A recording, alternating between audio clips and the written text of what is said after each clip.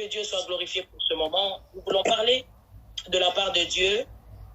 Que le Seigneur nous bénisse tous, parce que nous sommes là pour écouter. Nous ne sommes pas là pour écouter un homme, encore moins d'entendre la pensée d'une personne. Mais nous voulons écouter et entendre la pensée de Dieu. Et c'est que Dieu veut nous parler en ce moment même. Et je sais que nous sommes là tous servants de Dieu, enfants de Dieu, papa, maman qui sommes en ligne. Que Dieu nous bénisse tous. Nous allons parler d'une chose que nous connaissons tous. Ça, tout le monde le connaît, ces passages, tout le monde le connaît. Et à chaque fois, je dis que quand on connaît quelque chose, on ne sait pas pourquoi est-ce que le Seigneur nous le redit la 2e fois, ou alors la 1e fois, ou alors peut-être 10 fois plus. Nous connaissons tout cela. Nous allons parler, j'ai demandé encore à Papa David, quel est le thème? Il m'a dit non, que le Saint-Esprit te conduise. Alors, le Saint-Esprit m'a conduit dans ce thème, la tempête apaisée. Nous allons parler de la tempête apaisée. La tempête que le Seigneur apaise dans nos vies. C'est vrai, nous passons tous, comme l'introduction de Papa David, c'est vrai que le diable veut que nous soyons malheureux ou malheureuses. Le diable cherche que nous puissions être vraiment dans une carquois où on doit venir te demander, est-ce que ça va? Est-ce que ça va? Est-ce que tout va bien? Mais parce que, à l'occasion de rien, ça ne va pas. Ce n'est pas nous qui cherchons cela, mais c'est la façon dont le monde parle. C'est la façon dont nous passons maintenant. Or, nous ne devons pas rester. Il y a plusieurs fois, tu as entendu déjà cette parole, la tempête apaisée. Je voudrais dire à une maman ce soir, à un papa ce soir, Dieu est capable de calmer la tempête qu'il y a dans ta vie. Dans n'importe quelle situation, dans n'importe quel domaine dont tu passes, où c'est difficile, où ici tu sens que je n'ai pas d'issue, je ne sais pas comment faire en fait. Je ne sais pas par quel chemin prendre pour aboutir à ma solution. Mais Christ est celui qui apaise cette tempête. Amen. Christ est celui qui calme même nos cœurs qui sont troublés.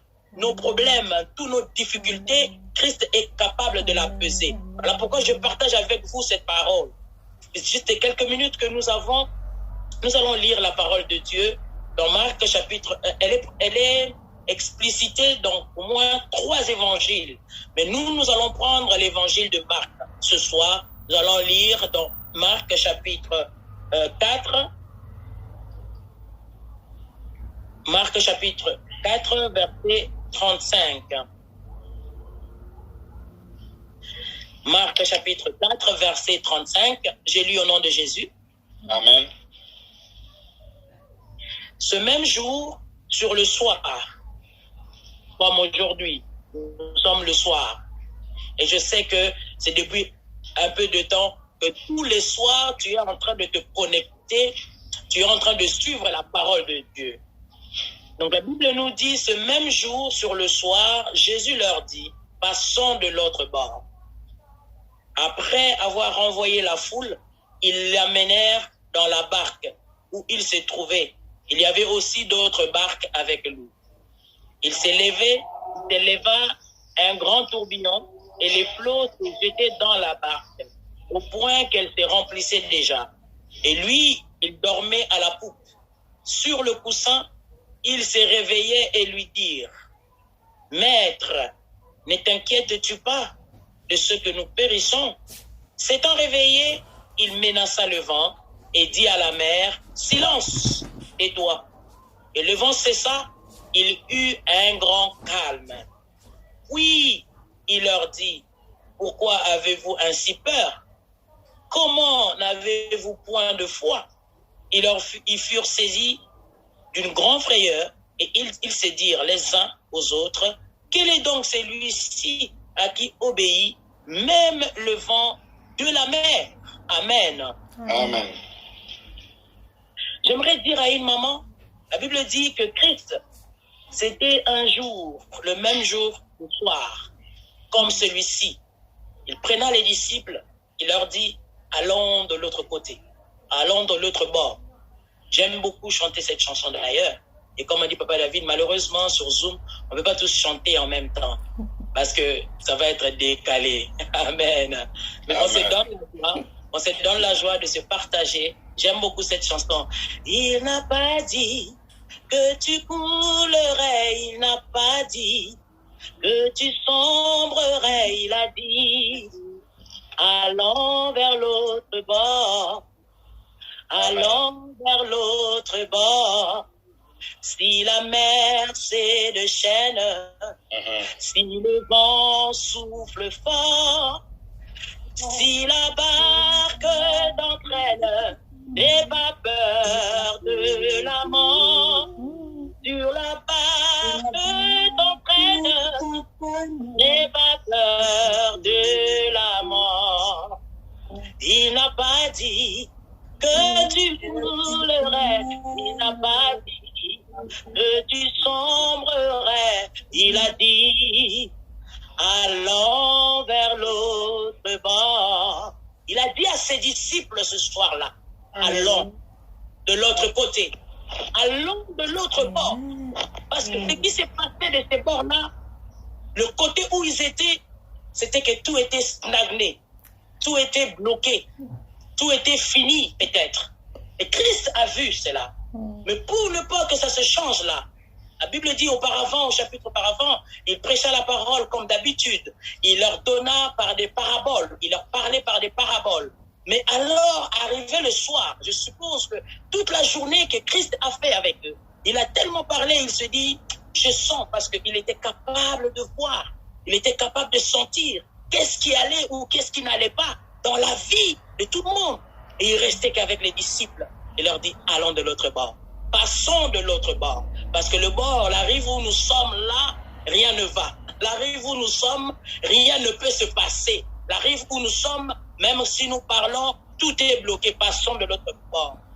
Alors, vous devez comprendre que quand Christ fait enlever une personne du côté où il est pour l'amener de l'autre côté du bord, nous avons affaire ici de passer de l'autre côté. De passer de l'autre bord. Parce que là où tu es, rien ne va. Là où tu es, rien ne change.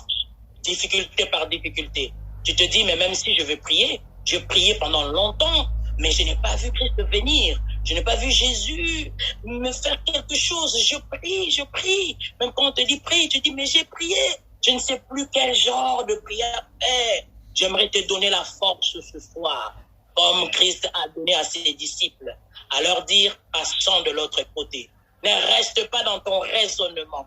Ne reste pas être dans tes difficultés, mais puisque je suis là, c'est déjà fini.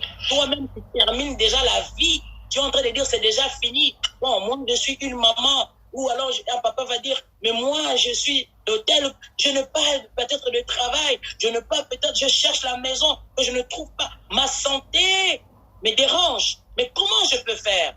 Christ te dit ce soir de passer de l'autre côté. Amen. Passe de l'autre côté. Amen. La rive où Christ nous amène, c'est la rive de miracle. Alléluia. C'est la rive éternelle accomplit des bonnes choses. Pendant longtemps, tu es resté là. Rien n'a changé. Pendant longtemps, tu étais dans ton état. Tu es resté sur ton état. Et même le monde nous laisse, le monde nous garde dans une bulle où tu ne sais plus. Tu ne sais même plus donner la joie aux autres, même en ton entourage, parce que toi-même, tu ne vas pas bien. Mais aujourd'hui, Christ nous dit de passer. Bien aimé, je vais vous dire, pour les Juifs, l'eau, la mer ou même lac, c'était une signification de péché. C'était une signification parce que l'eau est instable. Pour eux, comme l'eau est instable, donc être rentré encore dans l'eau, pour eux, les Juifs, c'est péché. Mais Jésus qui est avec eux leur dit, passez de l'autre côté. Ils n'ont pas discuté. La Bible dit qu'il était dans une barque et d'autres barques étaient avec eux.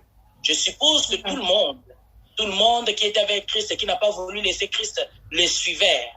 Et il est parti avec eux de l'autre côté. Mais arrivé dans la mer, puisque cet endroit pour les Juifs, c'est un péché de passer là. C'est un péché de rester dans la mer. Pour eux, c'est un endroit où quelqu'un ne peut pas rester. Tout simplement, pour eux, la mer, c'est instable. L'eau, c'est instable. C'est une signification de péché. Et quand ils arrivent, le comble en est que la tempête souffle. Et quand la tempête a soufflé, la Bible nous dit ici que Jésus dormait à la poupe. Jésus a dormi à la poupe. La poupe, ça veut dire il dort, mais alors dormir. Donc pour eux, si on va dire aujourd'hui, ça c'est nous d'aujourd'hui, on va dire, oh là là, qui on va ronfler. Donc tu dormais, tu ronflais. Alléluia. Pour les disciples, pour eux, non, ce n'était pas possible. Ils regardent la personne qui leur avait demandé, passons de l'autre côté, lui est en train de dormir. Et la Bible dit sur le coussin, donc il a mis son coussin, il s'est arrangé et il s'est endormi. Pour eux, ils se sont dit, mais lui, il nous a abandonnés. La Bible dit, ils ont commencé à réveiller Jésus. Mais maître, ne vois-tu pas que nous périssons? Alléluia. Il leur demande, ne vois-tu pas que nous périssons? Amen. Ne vois-tu pas que nous sommes en train de noyer? C'est là où j'ai chanté, il n'a pas dit que tu coulerais, maman. Il n'a pas dit que tu coulerais, papa. Il te demande d'aller de l'autre côté, il se charge d'arriver avec toi sur l'autre bord. Amen. D'être avec toi, de te tenir par la main. Il a d'ailleurs dit, n'en crains rien, car je suis avec toi. Yes. C'est lui qui te connaît par ton nom. Même quand quelqu'un peut te dire, hey, maman Kingani, maman est telle. Mais Dieu dit, il te connaît par ton nom. Alléluia. Il connaît ton problème. Il connaît ta situation. Les disciples maintenant commencent à réveiller Jésus. Maître, ne vois-tu pas que nous périssons? Oh, peut-être que tu as beaucoup prié. Ce soir, je ne sais pas quel est ton problème. Peut-être que tu as cherché Dieu pendant longtemps. Ou tu es en train de dire, Zambé, tu es en train de dormir. Ou tu es en train de m'écouter. Peut-être que tu es dans la situation de ses disciples en ce moment même. Peut-être que tu es en train de te demander, je vais seulement prier, après je vais dormir. Pourquoi? Parce que je sais que je n'ai pas de situation, je n'ai pas de solution à ces problèmes. Les disciples avaient peur, tellement ils voyaient. La Bible dit que l'eau commençait déjà à rentrer dans la barque. Et quand tu es dans une barque et que l'eau commence déjà à rentrer, tu sais que nous sommes déjà en train de couler, n'est-ce pas? Nous sommes déjà en train de couler. Amen. Et là, ils étaient avec Jésus. La seule chose qu'ils ont oubliée, qu'ils étaient avec le maître des temps et le maître des circonstances. À ce moment, ils ont oublié qu'ils étaient avec celui qui a créé la mer, celui qui a créé même la barque, celui qui était capable de parler. Mais c'est la peur, la fousse est rentrée. Oh, c'est ce que tu es en train de vivre en ce moment même. Dans ta vie, tu ne sais pas comment tu vas te marier. Dans ta vie, tu ne sais pas comment je vais faire. J'aime mes enfants, mais les enfants, ils ont un problème. Dans ta vie, tu dis, même ma santé, je ne sais pas où je vais aboutir avec ça. Ou bien, tu es quelqu'un qui est malade dans ma famille, je ne sais pas comment faire. Oh, je ne sais pas. Peut-être que la tempête dans ta vie maintenant, c'est parce que tu es au chômage. C'est parce que tu dois déménager et que tu ne trouves pas d'appartement, tu ne trouves pas de logement. Peut-être que tu ne sais pas. Je ne sais pas comment faire étudier mes enfants. Ou peut-être que moi je suis en Europe. Peut-être que tu vas dire, je suis en Europe. Mais peut-être que tu manques seulement de paix. Peut-être que tu manques la joie. Il n'y a aucune personne qui peut te donner la joie. La Bible dit que Jésus s'est réveilla. Jésus s'est réveilla. Jésus s'est réveillé dans la barque. Il calma la tempête. Oh, je suppose qu'il a dit, toi, tais-toi. La Bible dit qu'il y a un grand calme. Alléluia. Amen. Parce que quand l'Éternel parle, il y a un grand calme. Quand l'Éternel parle, tu sais que dans ta barque, et cette barque aujourd'hui qui symbolise nos vies, nous avons Jésus dans nos vies. Cette barque, tu dois te dire, maman, tu es fière, papa, de dire que ma vie est une barque où Jésus est monté. Alléluia. Et Amen. Si Jésus est dedans, je ne coulerai point. Si Jésus Amen. Est dedans, la maladie ne me tuera pas. Si Amen. Jésus est dedans, je trouverai un logement. Si Amen. Jésus est dans ma barque, ça veut dire, si Jésus est dans ma vie, même si je cherche du travail aujourd'hui, je ne trouve pas, demain je trouverai du travail. Parce que Jésus est dans ma vie. Cette vie, je transporte Jésus dans ma barque. Je la transporte dans mon cœur. N'est-ce pas que la Bible déclare que votre corps est le temple du Saint-Esprit. C'est le temple qui transporte. C'est le temple qui emmène tout le monde, tout un chacun. C'est ce temple-là où tu as logé Jésus, où tu as logé Dieu. Tu dois te dire ce soir, je n'ai plus peur de rien parce que Christ est dans ma barque. Alléluia. Amen. Amen. Ce soir, je n'ai plus peur de rien. Même si les situations de ce monde fait que je puisse avoir peur, comme les disciples. Mais je sais que dans ma barque, il y a Jésus. Si les disciples savaient, si les disciples avaient la révélation, en fait, dans la barque, nous avons les créateurs. je ne pense pas qu'ils auraient bougé. Alléluia. Amen. Je ne pense pas qu'ils auraient eu peur. Ils allaient se dire, ah, là, si on coule, c'est pas grave, on a les bleus. Alléluia. Même si on arrive, l'eau arrive ici, le maître parlera et nous allons tous sortir. Mais ils ont oublié. J'aimerais que tu n'oublies pas cette nuit que dans ta vie, tu as Jésus. J'aimerais que tu n'oublies pas. Aucun problème ne peut te terrasser parce que tu as Jésus dans ta vie. Tu ne peux pas avoir peur comme les disciples. Si tu étais découragé, reprends la force. Si tu étais affaibli, que l'Éternel te donne la force. Que cette parole te relève ce soir. Relève-toi de ne pas être découragé, de ne pas être affaibli parce que Jésus est dans ta barque. Amen. Amen. Jésus est dans ta vie. Si Jésus est pour moi, la Bible déclare, qui sera contre moi? Personne. Personne. Et les gens peuvent parler. Tu peux avoir des ennemis de part et d'autre, en bas, en haut. Comme je dis, derrière, devant. Mais si Jésus est pour moi, qui sera contre moi? Même la maladie ne m'atteindra pas. Alléluia. Amen. Même si ça vient, ça va toucher le corps, mais ça va partir parce que dedans, le corps transporte Jésus. Alléluia. Amen. Oh, si c'est des problèmes, Jésus-Christ est la solution. On a entendu ça des années, des jours et des jours, des heures et des heures. Et Jésus-Christ est la solution. Mais fais-en partie, que ce soit une partie de ta vie. Alléluia. Amen. Jésus leur dit, mais pourquoi avez-vous peur, homme de peu de foi? Pourquoi avez-vous eu peur? Parce que je suis avec vous, je suis là. Pourquoi avez-vous eu peur, homme de peu de foi? Ça veut dire que nous avons besoin d'augmenter la dose de notre foi. Amen. Amen. Il ne te demande pas une grande. Il dit juste un petit grain de sénévé. Si tu as comme un petit grain de sénévé, c'est juste un point de contact pour que l'Éternel puisse se faire dans ta vie. Enlève. J'aimerais dire à une maman ce soir, c'est le mois de la femme, tout le monde est en train d'écrire le mois de la femme. Mais encore, je suis encore en train de prêcher, j'aimerais qu'une femme soit comme Esther. Alléluia. Amen. Une femme qu'on a épousée, mais pour qu'elle puisse parler avec son mari, il faut qu'elle attende. Il faut qu'elle attende que son mari puisse venir avec son texte pour dire, toi, que veux-tu? Ah, moi, je dis, si j'étais Esther, hein, j'allais dire, papa, au balangaï, tu m'as marié. Il faut être Esther. Alléluia. Amen. Moi, je veux prier. Si je dois périr, je périrai, je rentrerai dans la cour du roi. Parce qu'elle savait que c'est là-bas où il y a la solution. Si tu sais que tu es en train de transporter dans ta vie et que ta vie est la barque, tu sais que Jésus est en moi, tu sais que Jésus est la solution, qu'il pleuve, qu'il neige. Je rentre dans toutes les situations parce que je sais que la solution est entre mes mains. Alléluia. Amen. Amen. Esther a dit, moi je rentre en prière. Et le troisième jour, ça c'est un défi, hein, parce que tu attends, tout un royaume, ça fonctionne de cette façon. Ça c'est un défi. Tu te dis, si je dois périr, je périrai. Alléluia. Quand bien même nous voulons que Dieu fasse pour nous, mais nous ne voulons pas faire des sacrifices pour Dieu. Par exemple, là, quand il faut prier, quand il faut écouter la parole, oh, je suis fatigué, je dois dormir, demain je vais travailler. Sacrifice pour Dieu. Alléluia. Amen.